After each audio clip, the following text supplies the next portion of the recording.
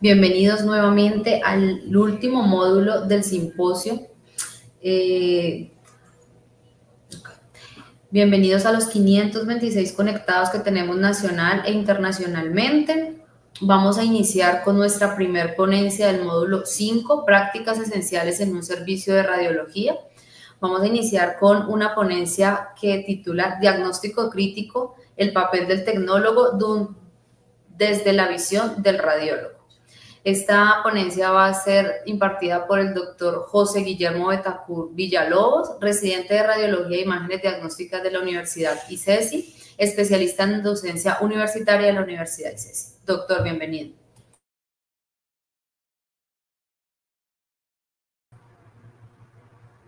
Hola, buenas tardes, mucho gusto. Soy José Guillermo Betancur Villalobos, residente de Radiología y Imágenes Diagnósticas, especialista en docencia universitaria y médico egresado de la Universidad de CESI.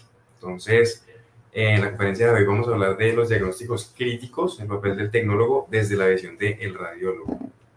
Entonces, para empezar la conferencia, quería compartirles una pequeña historia. Quiero que hagan de cuenta que están hoy de turno en asignación de resonancia magnética a las 10 de la mañana. En su primer paciente, les llega un paciente masculino de 52 años, es un paciente que no tiene antecedentes médicos de relevancia.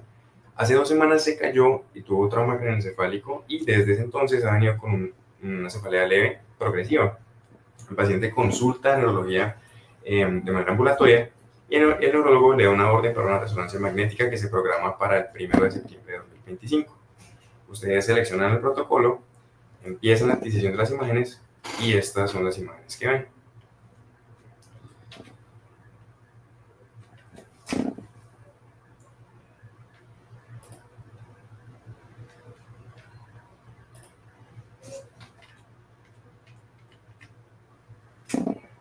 Una vez identifican estos hallazgos, ustedes consideran que se trata de un diagnóstico pánico, un diagnóstico crítico y deciden ponerse manos a la obra. Abren el Teams institucional y tengamos en cuenta cuál fue la cronología de todos los sucesos. El estudio empezó a las 10:14 de la mañana. Una vez ustedes terminan la adquisición total del estudio, deciden notificar al radiólogo de turno a las 10:46. El radiólogo notifica al equipo asistencial y este paciente es redirigido al servicio de urgencias. Una vez en el servicio de urgencias, deciden solicitar interconsulta por neurocirugía. Los neurocirujanos consideran que el paciente debe ser llevado a cirugía, lo operan, se soluciona su problema y puede egresar de manera satisfactoria sin complicaciones mayores a su hogar. Este es, digamos, uno de los escenarios por los que es tan importante el tema que vamos a hablar de hoy, los diagnósticos críticos. En particular vamos a hablar, la charla va a estar enfocada en los diagnósticos críticos más frecuentes que tenemos en el área de neuroradiología y en tomografía e imágenes de cuerpo, ya que pues sabemos que son demasiados y no alcanzamos a abordarlos todos en 25 minutos, pero es muy importante porque la mejor forma de aprender radiología es viendo casitos. Entonces, vamos a ello. Empezamos con los casos de neuroradiología. Entonces, este es un estudio que se realizó para una revisión de muchísimos artículos en donde buscaban cuáles eran esos tiempos desde la toma de un estudio hasta la identificación de un hallazgo crítico, donde encontraron que los tiempos promedio aproximadamente desde la adquisición del estudio a la interpretación del radiólogo para encontrar un diagnóstico crítico estaba en aproximadamente 62 minutos. Una vez identificado el hallazgo crítico hasta la notificación efectiva al médico tratante era aproximadamente de 9 minutos y hasta el 72% de los casos se comunicó en menos de 10 minutos y hasta el 93% en 15 minutos o menos. Las principales causas de retraso que se encontraron fueron la información de contacto del paciente incorrecta, indisponibilidad del médico tratante y falta de respuesta de alguna de estas dos partes. Ahora, viendo estos datos, podemos ver que realmente el tiempo mayor que hay y la mayor demora en digamos, comunicar estos hallazgos no es una vez ya el diagnóstico está, sino en la identificación desde la adquisición de la imagen hasta la interpretación de la misma. ¿Esto qué nos hace pensar? Que entre más filtros tengamos nosotros desde la adquisición hasta la interpretación, los diagnósticos van a tener una mayor oportunidad de atención oportuna para permitirles, digamos, acceder a los tratamientos adecuados o que necesiten, dependiendo obviamente del diagnóstico que necesiten. Y es ahí donde entran ustedes y es ahí donde se hace muy importante el papel de los tecnólogos y se hace importante que estén sensibilizados a los casos que vamos a compartir el día de hoy.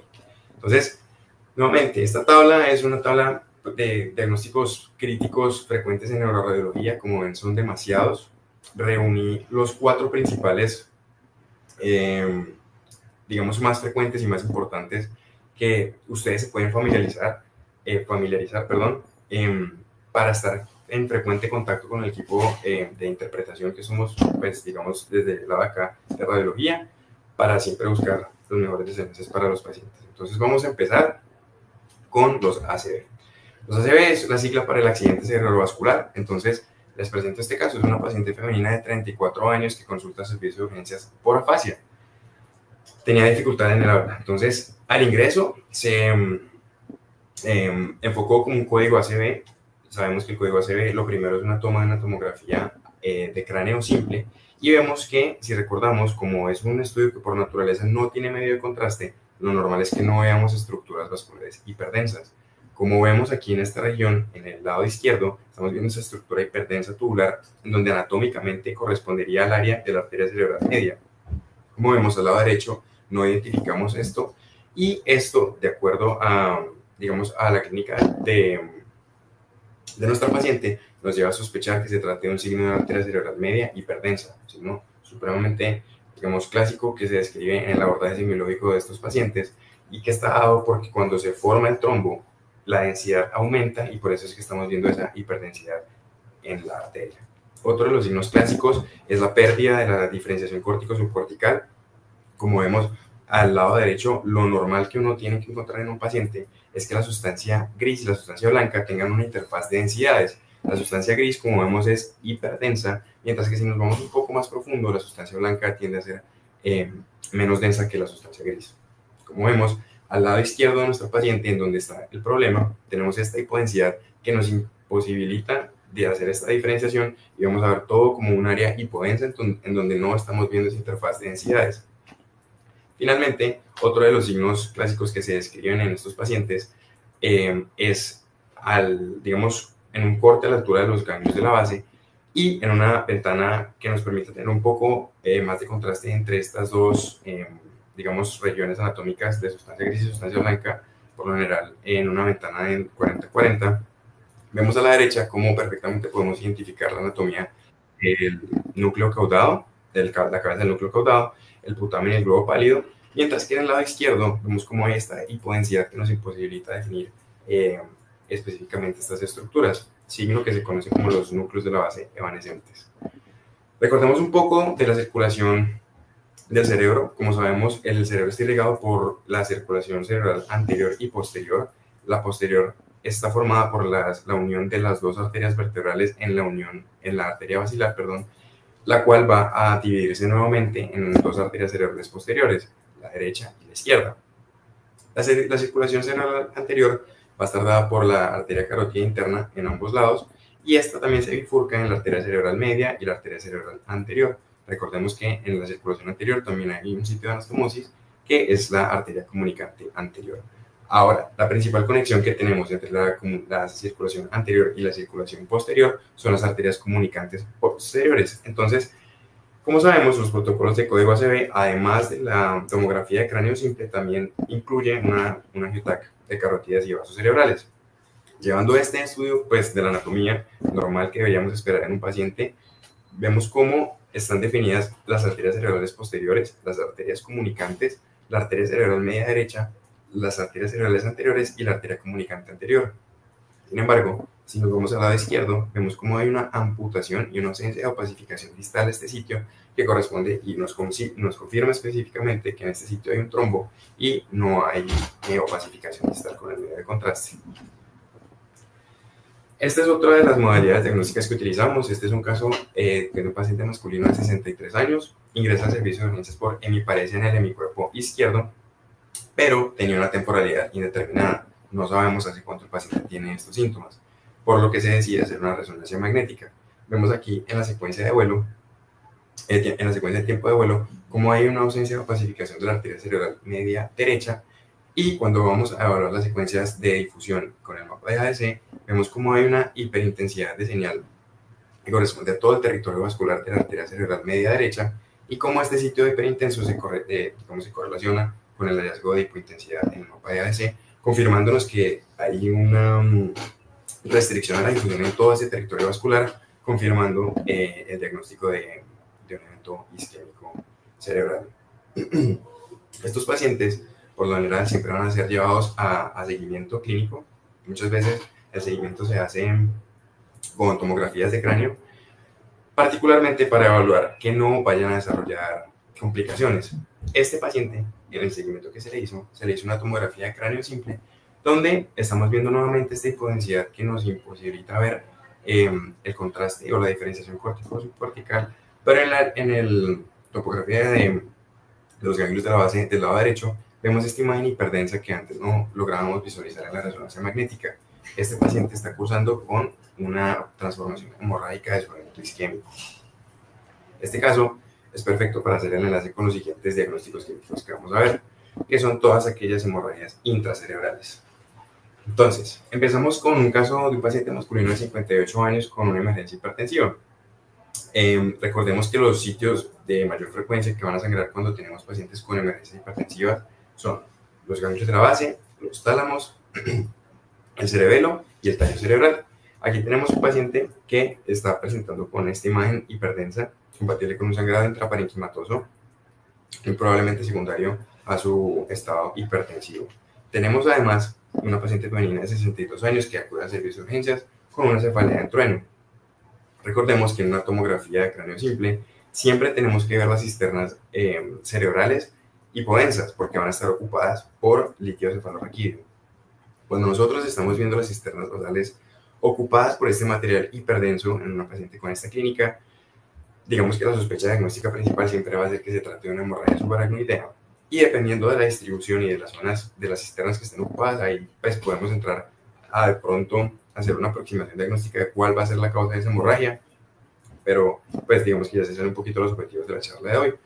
Finalmente, cuando estas hiperdensidades se encuentran en el sistema ventricular, vamos a, digamos, describirlo, que se trata de una hemorragia intraventricular. Es una paciente femenina de 61 años que acudió al servicio de urgencias con síncope y pérdida de la conciencia. Seguimos con aquellos pacientes que tienen trauma. Entonces, tenemos un paciente masculino de 18 años que tuvo un accidente en moto versus carro en calidad de conductor de la moto. El paciente no tenía casco.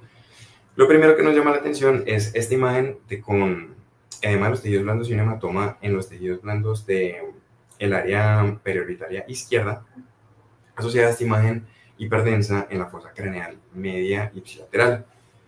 Este paciente tenía un hematoma epidural. Su contraparte está este caso, que es una paciente femenina de 78 años que tuvo una caída por las escaleras con trauma craneoencefálico. Vemos cómo hay esta imagen en morfología semilunar hiperdensa que ocupa, digamos, todos la porción frontal y parietal, y además nos está mostrando otro signo muy importante, y es que si bien vemos ambos ventrículos laterales, ambos cuerpos de los ventrículos laterales, vemos que el izquierdo se encuentra desplazado en sentido hacia la derecha, dándonos apertura a los siguientes diagnósticos críticos que vamos a discutir, que son las hernias cerebrales. Hay muchos tipos de hernias cerebrales, pero vamos a hablar de las tres principales, siendo la más frecuente la subfalcina. Recordemos que la estructura que divide ambos hemisferios cerebrales es la hoz del cerebro. Cuando hay algo, sea un sangrado, una masa, una infección, que esté causando un efecto de masa significativo sobre alguno de los parénquimas de alguno de los dos hemisferios, como el cerebro es una bóveda de hueso que no es capaz de expandirse, el cerebro busca por dónde escaparse, cruza la línea media, se pasa por debajo de la base del cerebro, y esto va a llevar muchas otras complicaciones. Pacientes que necesitan valoración quirúrgica urgente. Tenemos las hernias transtentoriales descendentes, son aquellas que, como vemos, la base del cerebro tiene estos repliegues conocidos como el tentorio, y vemos que cuando existe algo que está causando un efecto de masa, sobre el lóbulo temporal, este lóbulo temporal es capaz de herniarse a través del tentorio y por eso se denomina una hernia descendente, mientras que el lado contralateral vemos cómo está perfectamente ubicado el lóbulo temporal.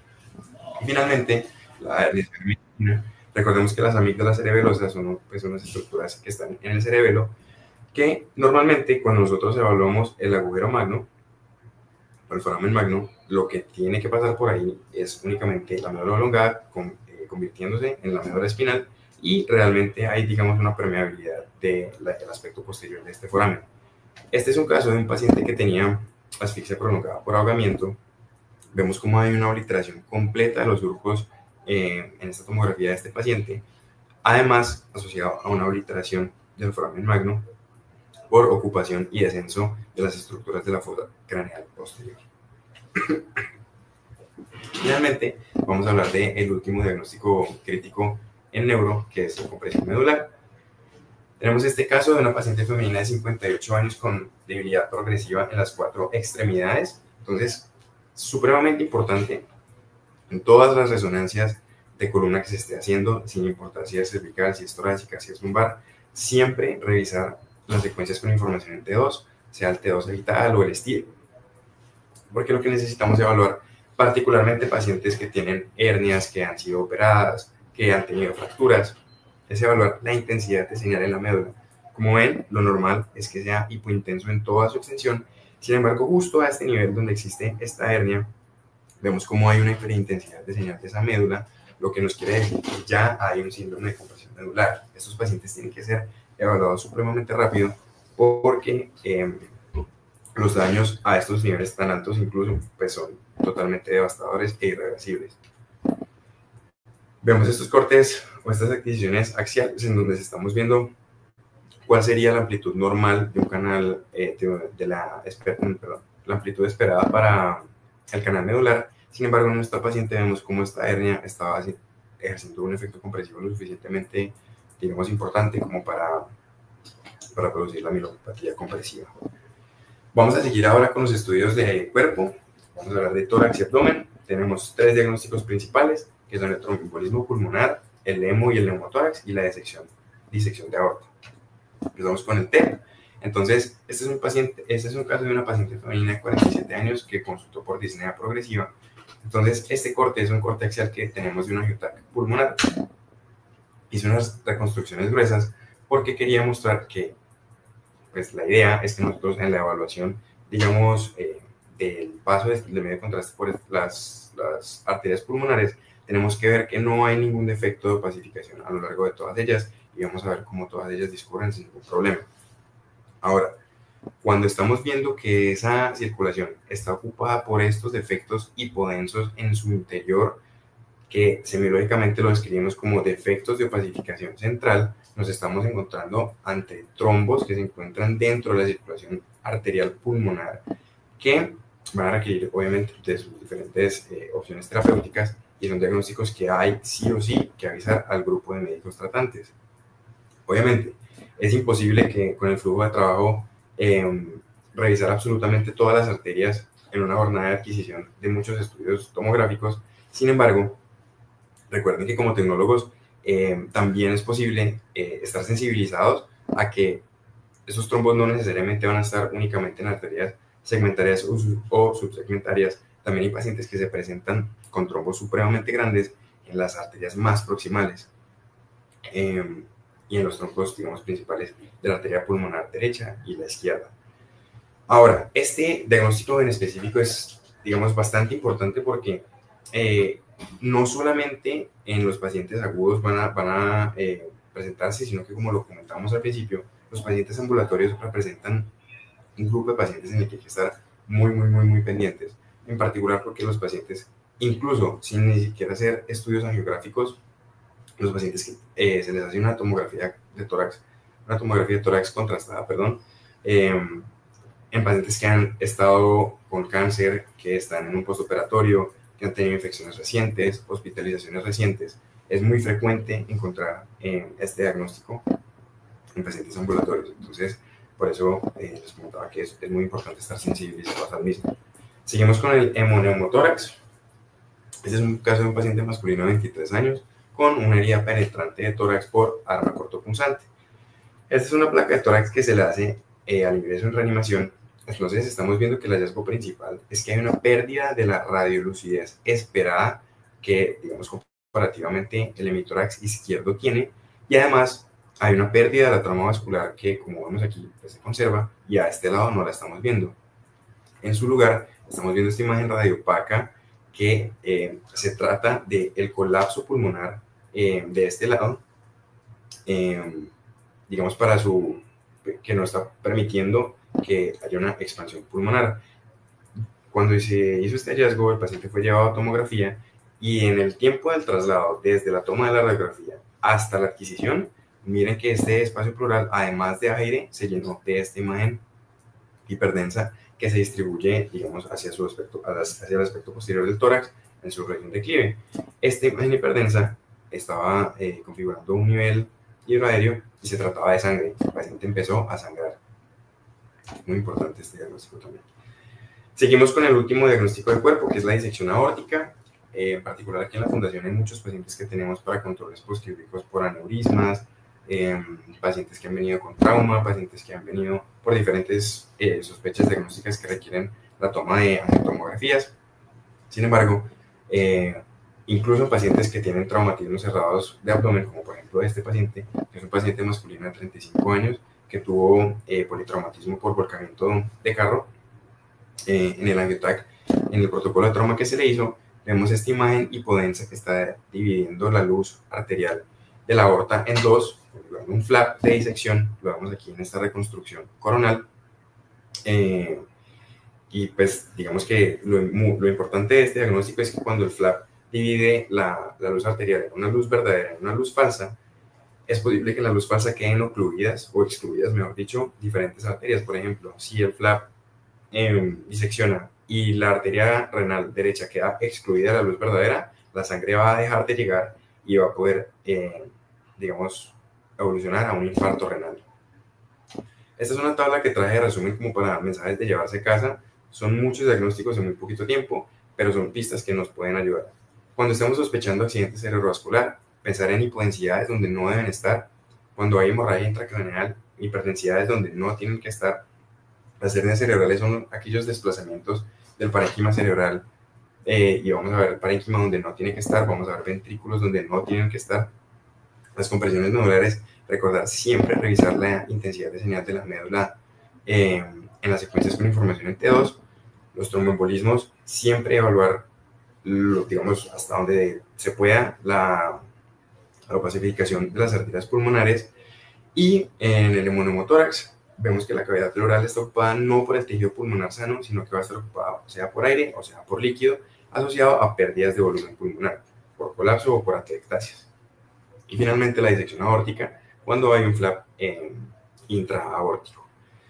Este es otro estudio que quería compartirles, es otra revisión que se encargó de reunir todas aquellas perspectivas que tiene el grupo de radiología en cuanto a los tecnólogos. Las conclusiones a las que llegaron fueron un poquito bonitas, por eso quería compartírselos. Se describía que el tecnólogo no se limita únicamente a tomar las imágenes. Ustedes son encargados del posicionamiento de los pacientes, de todos los parámetros técnicos de la adquisición de las imágenes, del control de artefactos, de escoger el protocolo según las necesidades del paciente. Y nos ha pasado, recuerdo incluso en estos días, un paciente que ingresó por hematuria. Los médicos tratantes solicitaron una tomografía de abdomen contrastada. El tecnólogo, muy juicioso, sabe que por protocolo institucional, todo aquel paciente que tiene hematuria, sospecha de hematuria, tiene que hacerse un urotac de 3 fases. El tecnólogo se percató de esto, comunicó al grupo de médicos tratantes que se iba a comunicar con nosotros, discutimos el caso, estuvimos totalmente de acuerdo. Ya de parte de nosotros pudimos hablar con el grupo de los médicos tratantes y llegamos al consenso que efectivamente lo que necesitaba el paciente era este otro estudio. Y pues dando, digamos, a resaltar la acción del tecnólogo en esta ocasión. También los centraban a ustedes como el primer contacto del paciente con el área de imágenes diagnósticas. Ustedes son los que explican el procedimiento, le explican al paciente qué es lo que vamos a hacer, qué es lo que va a pasar, qué es lo que está haciendo esa imagen, qué está haciendo ese ruido tan horrible. Con esas explicaciones buscan reducir la ansiedad de los pacientes, vigilan la seguridad de todo lo que está ocurriendo en la sala y cuando hay problemas, pues deciden, digamos, cuál es el primer paso y qué es lo que hay que hacer y cómo actuar. Ustedes son el puente entre la tecnología, el radiólogo y el paciente. Hacen parte de una cadena que no se puede romper y que siempre tiene que funcionar como un grupo. Y por eso mismo es que, en particular, cuando tenemos nosotros un paciente que requiere un estudio imagenológico, como les comentaba, ustedes son la puerta de entrada de los pacientes a este servicio. Ustedes son los, digamos, encargados de la adquisición de estas imágenes. Ya la pelota pasa a nosotros para la interpretación de las mismas y finalmente lograr generar un informe. Ahora, ¿la flecha para dónde va? El informe realmente se devuelve hacia el paciente y nos damos cuenta que todo hace parte de un ciclo y, como les comentaba, de una cadena en donde todos hacemos parte, o mejor dicho, todos somos eslabones que siempre tienen que estar trabajando de la mano. Esto es muy importante porque pues la idea es trabajar en equipo, porque a final de cuentas recordemos que todo lo que nosotros hacemos, lo hacemos con mucha responsabilidad, siempre buscando que pues los mejores desenlaces que podamos siempre para nuestros pacientes. Entonces, los quería invitar a estar sensibilizados. Siempre saben que hay una puerta de comunicación abierta con los radiólogos, cualquier duda, cualquier necesidad que haya. Nuevamente repito, todo lo que hacemos lo hacemos por nuestros pacientes. Muchas gracias.